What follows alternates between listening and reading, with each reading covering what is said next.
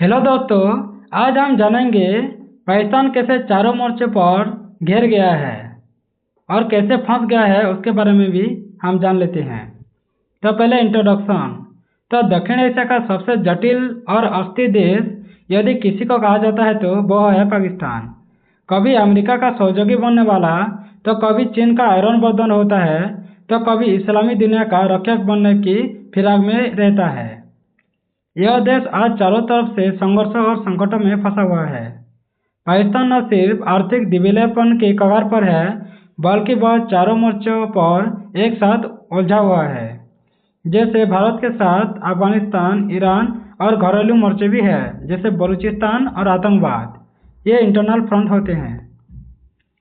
पहले हम भारत के साथ संघर्ष कैसे हुआ उसके बारे में जान लेते हैं। तो पहले हम ऐतिहासिक पृष्ठभूमि के बारे में जान लेते हैं। 1947 के विभाजन से ही भारत और पाकिस्तान के संबंध शत्रुता पर आधारित रहे हैं। कश्मीर मुद्दे पर हो या दोनों देशों के बीच स्थायी विवाद बन चुका है। जैसे 1947, 1965, 1971 और 1999 में जब कारगिल युद्ध हुआ था, तब दोनों देशों के बीच सीधे युद्ध भी हो चुके हैं। वर्तमान की स्थिति के बारे में जाने तो भारत ने 2019 में अनुच्छेद 370 हटाकर जम्मू कश्मीर को पूर्ण रूप से अपने नियंत्रण में ले लिया है। तो पाकिस्तान ने इसे कश्मीर पर कब्जा कहा और अंतर्राष्ट्रीय स्तर पर विरोध करने की कोशिश की, पर उसे समर्थन नहीं मिल सका। अब पाकिस्तान के पास कश्मीर कार्ड का असर खत्म हो गया है। सीमा पर आतंकवाद जैसे पाकिस्तान लगातार भारत में आतंक फैलाने के लिए आईएसआई और जिहादी संगठनों का उपयोग करता है। लेकिन अब भारत की सर्जिकल स्ट्राइक 2017 और बालाकोट एयर स्ट्राइक 2019 ने पाकिस्तान की नीति को झटका दे दिया है। उसके बाद आर्थिक व कूटनीतिक अलगाव भी है, जैसे भारत के बढ़ते वैश्विक प्रभाव जैसे G20, ब्रिक्स, क्वाड आदि ने पाकिस्तान को कूटनीतिक रूप से कमजोर भी कर दिया गया है। अब भारत अमेरिका, रूस और यूरोप के साथ मजबूत साझेदारी बना चुका है, जबकि पाकिस्तान की छवि आतंकवाद समर्थक राष्ट्र के रूप में बन गई है। उसके बाद दूसरा मोर्चा अफगानिस्तान के साथ तनाव है। जैसे पाकिस्तान की अफगान नीति का विफलता। पाकिस्तान ने हमेशा अफगानिस्तान को रणनीतिक गहराई, जिसको हम स्ट्रेटेजिक डेप्थ के रूप में देखते हैं, उसने 1990 के दशक में तालिबान को समर्थन देकर अफगानिस्तान में अपने प्रभाव की कोशिश की थी। लेकिन 2021 में तालिबान की सत्ता में वापसी के बाद हालात उल्टे पड़ गए थे। उसके बाद टीटीपी का आतंकराज। टीटीपी तहरीक-ए-तालिबान, जो पाकिस्तान ने पाकिस्तान के अंदर ही आतंक फैलाना शुरू कर दिया है। यह संगठन अफगानिस्तान की सीमा पार से हमला करता है और पाकिस्तान के सुरक्षा बलों को निशाना बनाता है। तालिबान सरकार भी इसे रोकने में नाकाम रही है। उसके बाद सीमा विवाद। तो ड्यूरन रेखा, जो ब्रिटिश काल में खींची गई थी, आज भी विवाद हुआ है इस पर, लेकिन अफगानिस्तान इसे मानता नहीं है और सीमा पर लगातार झड़पें होती रहती है। उसके बाद पाकिस्तान की दोहरी नीति का परिणाम।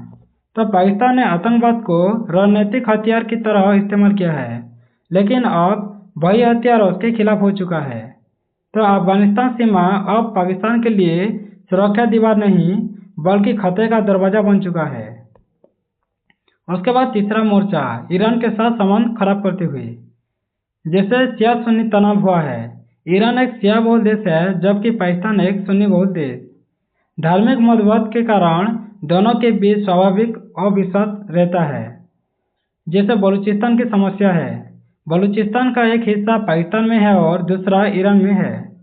दोनों जगह बलूच अलगाववादी आंदोलन चल रहते हैं।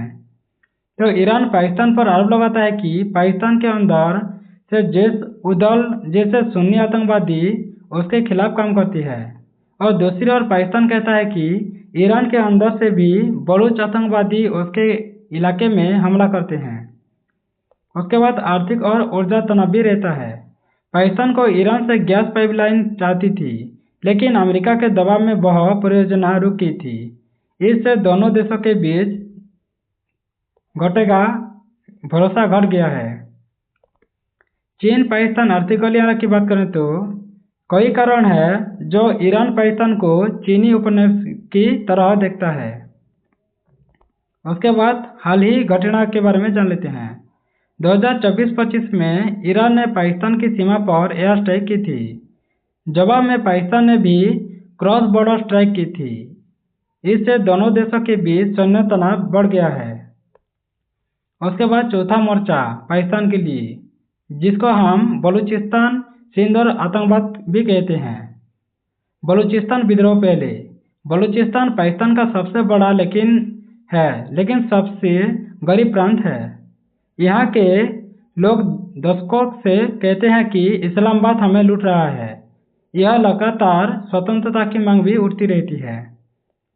उसके बाद आतंकवाद की वापसी भी हुई है, जैसे टीटीपी, इस्लामिक स्टेट और बलूच लिबरेशन आर्मी जैसे संगठन पाकिस्तान के अंदर बम विस्फोट कर रहे हैं और पुलिस, आर्मी और चीनी प्रोजेक्ट को निशाना कर रहे हैं। उसके बाद राजनीतिक अस्थिरता भी होता है। पूर्व प्रधानमंत्री इमरान खान की गिरफ्तारी ने पूरे देश में असंतोष फैला दिया है। सेना और नागरिक सरकार के बीच लगातार टकराव हो रहा है। न्यायपालिका भी दो धड़े में बढ़ चुकी है।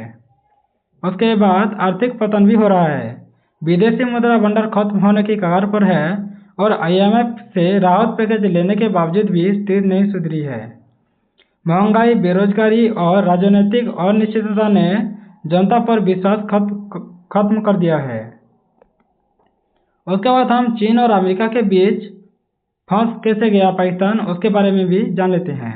तो चीन का CPEC जाल में पड़ गया है, जिससे चीन ने पाकिस्तान में $62 अरब का निवेश CPEC परियोजना में किया है।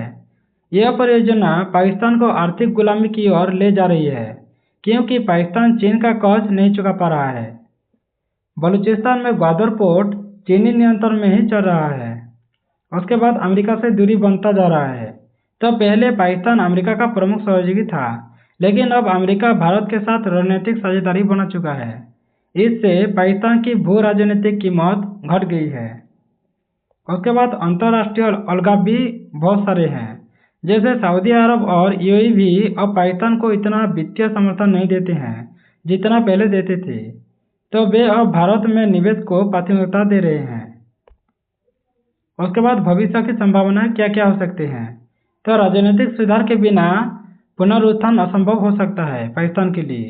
जैसे सेना और नागरिक सरकार के बीच शक्ति संतुलन न बनने तक स्थिरता नहीं आएगी। आर्थिक संकट गहराता जाता है। अगर सुधार न हुए तो पाकिस्तान श्रीलंका जैसी स्थिति में पहुंच सकता है। उसके बाद आतंकवाद का आत्मघाती जाल भी होता है। जिन समूहों को पाकिस्तान ने बनाया था, वही अब उसके खिलाफ हथियार उठा रहे हैं। उसके बाद क्षेत्रीय अलगाव, भारत, ईरान और अफगानिस्तान के साथ एक साथ दुश्मनी पाकिस्तान के लिए विनाशकारी हो सकता है। उसके बाद सारांश, पाकिस्तान आज भारत, अफगानिस्तान, ईरान और अपने ही घरेलू संकट में जूझ रहा है।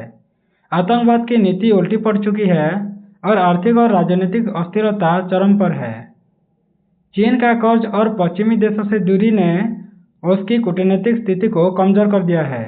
बिना सुधार के पाकिस्तान का भविष्य अत्यंत अंधकारमय हो सकता है। उसके बाद निष्कर्ष, पाकिस्तान आज जिस स्थिति में है वह उसके स्वयं के बनाए जाल का परिणाम है।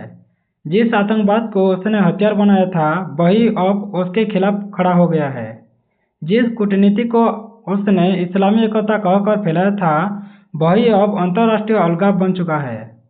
चारों मोर्चे पर पाकिस्तान या तो हार रहा है या अपने ही बनाए भ्रम में उलझा रहा है।